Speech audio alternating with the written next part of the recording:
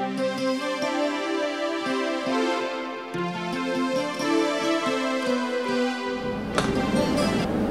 right, hi. Welcome to the Deck Network. I'm your host, Mike Danzilio, and as seems customary on our show, we have Steve from Easy Decks. How are you guys? Yeah. Steve's a camera hound, so he likes. So we have fun doing these videos. We get some laughs. We drive around, we get some laughs sometimes, waiting in traffic. Yeah. Typical Long Island traffic. So this deck is a beautiful deck in Dix Hills, New York. So let's get right in on it, because we're not going to have a lot of time. These videos take up a little bit of time. Dex. Good morning, guys. How are you? Okay, Steve's working on this very large deck that isn't that old. But no. There was questionable carpentry skills used in it. First of all, it looks as though they used the wrong material.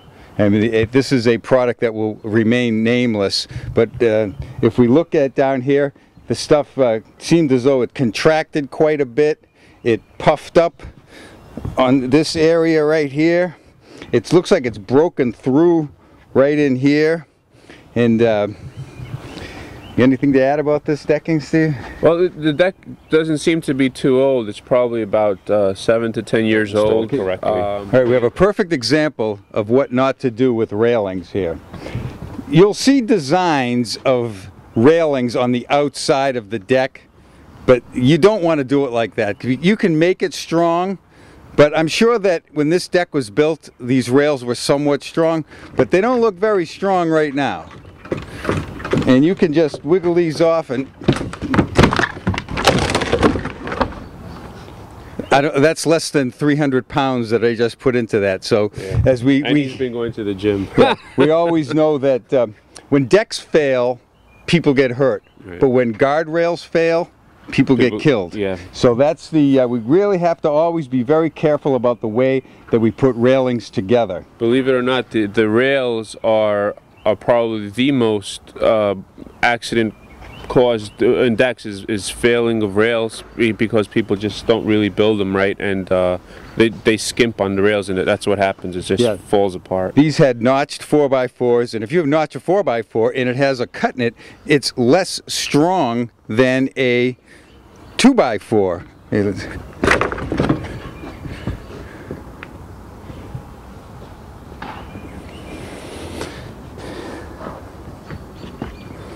Okay. All right, this deck is totally going to be taken down and start over. I don't think you can save the frame on this one. No, I don't think so. Yeah, it's definitely past its limited lifetime, and it just wasn't built properly to begin with. Right. So what we'll do is we'll come back in a couple of days when the frame is done, and then we'll come back when it's finished. And Steve's going to show us the proper way to build a deck. Safe way. The safe way. The safe way. That's okay. We're back at Easy Decks. Deck. Steve, how you doing today? All right, Mike. How's it going? How's that leg going? All right, hanging in there. Yeah. All right. So we're at the second time we've been here. The frame is complete. So Steve, why don't you show us what about this frame?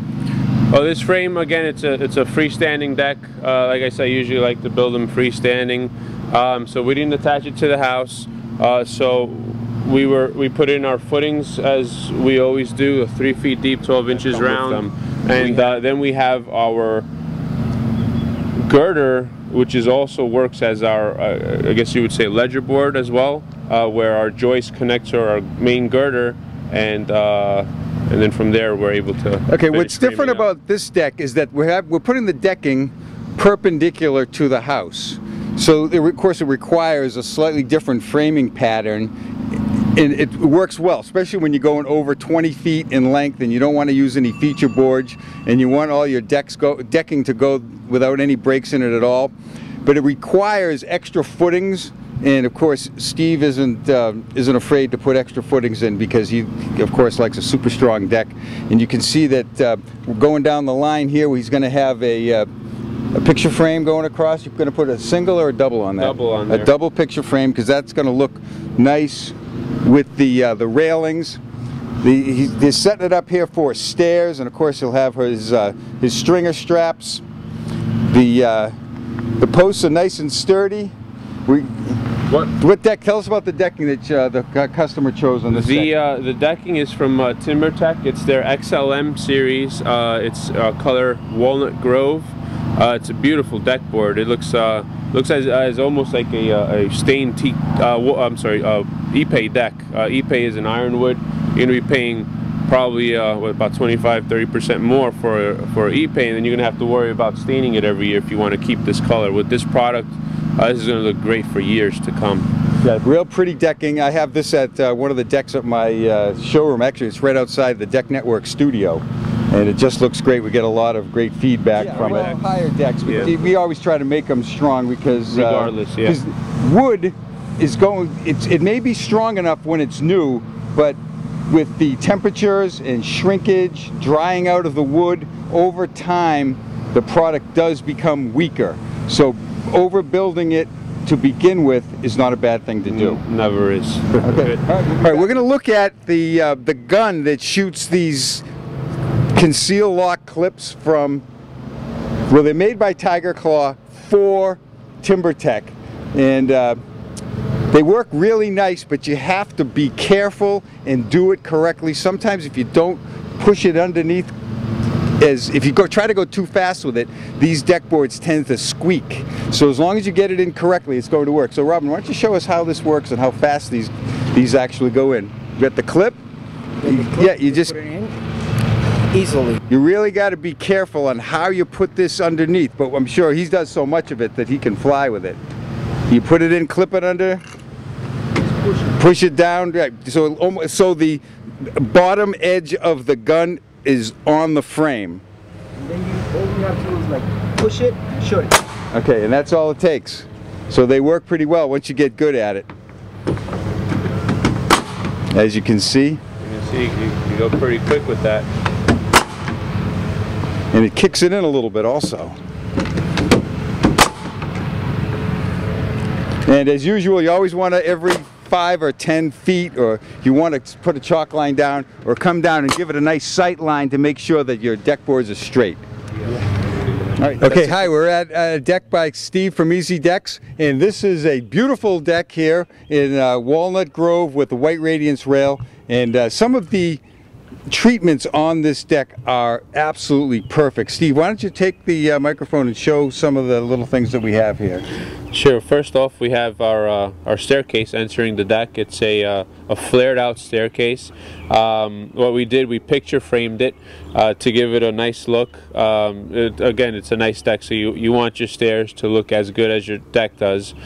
So we picture framed the deck. We have the nice mitered corners going up to a decking that's running vertical to the house.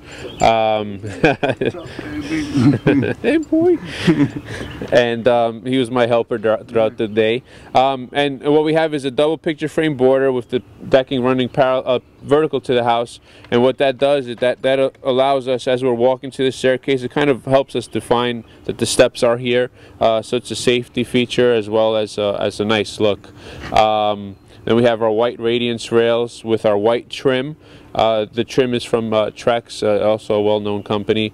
So again, it's just a beautiful look, and it ties in well with the house. And so a few things that I've noticed on it. If we want to look at the way that these stairs are picture framed, and we have little returns going around here. You don't see this all the time. This is just extra. This is time consuming to do this, to get it this precise. And if you could come up here and look down this line right here, this is a perfect cut. I think Steve should change the name of his company to High Precision Deck Builders, because you do not see this kind of detail usually. And I look at lots of decks all the time, and this one is just fantastic. All right, let's talk to the homeowner. Dix Hills, New York. Dave, how are you? Nice to meet you, Mike. Yeah, great. I've been to the house a number of times because I know Steve real well, and I come down and look at these decks all the time. But tell me a little bit about the process that it took for you to get to have Steve from Easy Decks do your deck. Sure. Well, called actually probably close to a dozen contractors to come in, and some of them had, you know, less expensive prices, some had decent ideas, but when Steven actually came, his ideas far surpassed anybody else that came in. He was fairly priced, called a number of references. Every single one of them had excellent things to say about his work, his craftsmanship, the time on time always. His guys worked at my house day and night until the job was done. Clean, you know, always taking safety into account, and he absolutely positively delivered on every single iota of promises that he made for me. And I have a great deck. I mean, I had a deck here beforehand that was just, every time I looked outside, it was such an eyesore. And you know, I'm just happy to go out on my deck. I tell my kids, take your shoes off when you're going on the deck now, because it's that beautiful, and we're happy that it's right before the summer. So. All right, well, thanks, Dave. It looks as though Steve was able to exceed your expectations for the deck to be done. Without a doubt. Yes, absolutely. and usually a lot of times we hear nightmare stories about contractors or whatever and the way it happens, but this deck, it just came out great, and it's just great to see someone so happy. The kids are happy, even the dog's happy. So all right, well, thanks again. Thank you very much. Right, thanks. All right, well, that deck came out great, and Dave, the homeowner, he was here at my office on a Sunday, just raving about Steve to anybody who would come around and want to talk to him. So I guess that's about the best advertising you can get, is a happy customer. Happy customer. So you certainly have quite a bit of those. That deck is just great because of the little details on it. Right. And it seems as though you and Dave got along well, because he's a detail-oriented person himself. You look at his house, his yard, everything is all in its little proper place. And when it comes to hiring a contractor, some guys are going to cost less, some guys will cost more, but Steve's going to tell you what he's going to do. And if you are a details-oriented person, then this is the gentleman that you want to have build your deck, because he looks at the details, and we like to say it's all in the details. And for some people like myself, who's very detail-oriented, Steve did a great job. Anything to add on that deck? Yeah, same thing. It's, you know, we were glad to work on this project. Dave actually contacted us about 2 years ago, and it just came across that he called us again one more time to come down and take a look at his deck, and luckily he chose us, and he was very happy with our work. Okay, well, that's it for today's episode of the Deck Network.